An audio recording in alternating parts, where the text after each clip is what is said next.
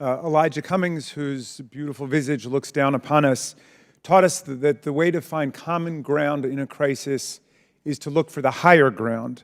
And last week, Chairman Comer and I came together to reach for that higher ground. We made a joint statement condemning the mass shooting and assassination attempt against former President Trump as a grave assault on our democracy. As we wrote, "We are united in condemning all political violence." I join the good chairman in expressing condolences to the family of Corey Comparatori and in sending healing wishes to the wounded victims also of this atrocious act of violence.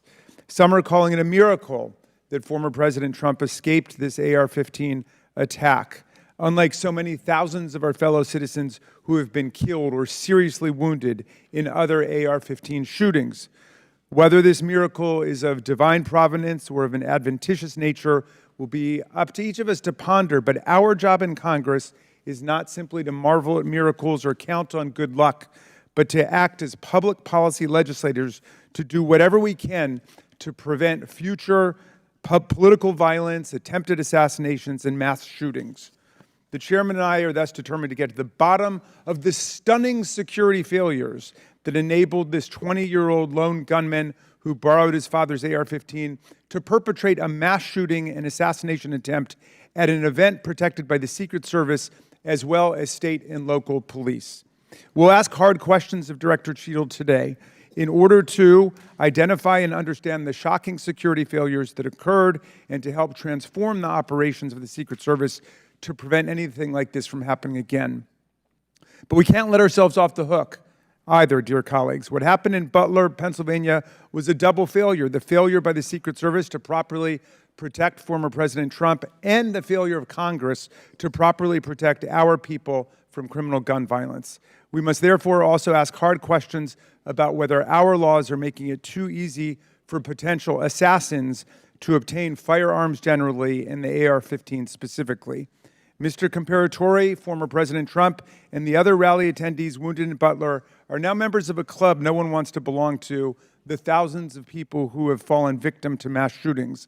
Last year, we had 655 mass shootings in America, defined as 4 or more people being shot or killed in a single event, not including the shooter. 712 people died and nearly 2,700 people were wounded in these attacks in 2023. Mass shootings are commonplace.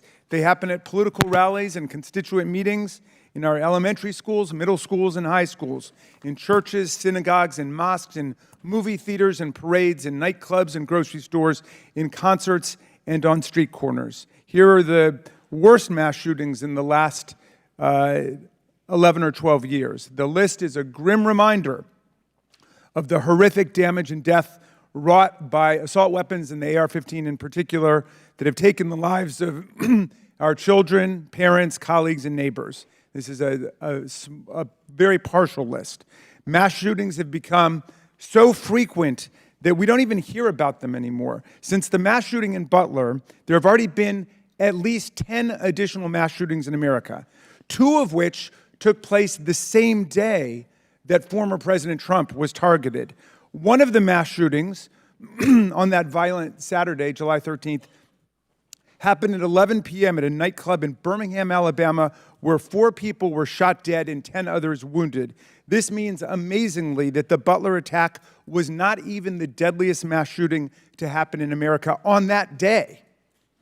A weapon that can be used to commit a mass shooting at an event under the full protection of the Secret Service, together with dozens of state and local police, is obviously an intolerable threat to the rest of us who do not receive such protection and obviously does not belong in our communities. It's time to pass universal background checks and build on this administration's work to ensure that we permanently close the loopholes in the Brady law for gun show purchases, online purchases, and private sales to prevent those weapons from getting into the hands of people we know to be a threat to others. What happened in Butler shows why even closing these loopholes, however, will not keep assault weapons out of the hands of potential assassins and mass murderers. Under federal law, and in the vast majority of states, even young people not old enough to buy a beer legally can legally purchase and own the AR-15 and carry it in public.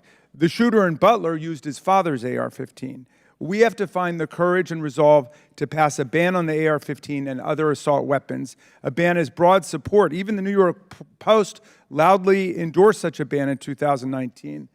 We have passed an assault weapons ban before. Republicans and Democrats together passed it in 1994. Alas, in 2004, we allowed the ban to expire. We know this weapons ban worked. One study found that in the decade that followed the ban's lapse, mass shootings went back up 183%, and deaths from mass shootings went up 239%. But even as we change the Secret Service and act to ban weapons of war like the AR-15, we still will have fallen short of our duty if we fail to denounce every instance of politically motivated violence in whatever form it takes. Republicans and Democrats, again, have come together to denounce this assassination attempt, just as we did the violent attempts on the lives of our colleagues, Representative Stephen Scalise and Representative Gabby Giffords, and on Paul Pelosi, the husband of Speaker Nancy Pelosi, who was attacked and brutalized in his home. And in the immediate aftermath of the January 6th mass violence waged against Congress and the Vice President and the constitutional transfer of power, Democrats and Republicans alike, including Senator McConnell, Chairman Comer, and other colleagues, all denounced this violent assault on our democracy that wounded approximately 140 officers from the U.S. Capitol Police and the Metropolitan Police Department. And I commend them for acting to denounce that attack, just as Democrats moved swiftly to denounce the attack on Congressman Scalise. Political scientists tell us that authoritarian attacks on democratic institutions begin with political parties refusing to disavow or openly embracing political violence. We have to reject that on a strong bipartisan basis, as Chairman Comer and I have done, even as we ensure our Secret Service is up to its vital task of protecting presidents and candidates, and as we work to ensure that America, the streets of our country, are free from the violence of weapons of war. Thank you, Mr. Chairman, and I yield back to you.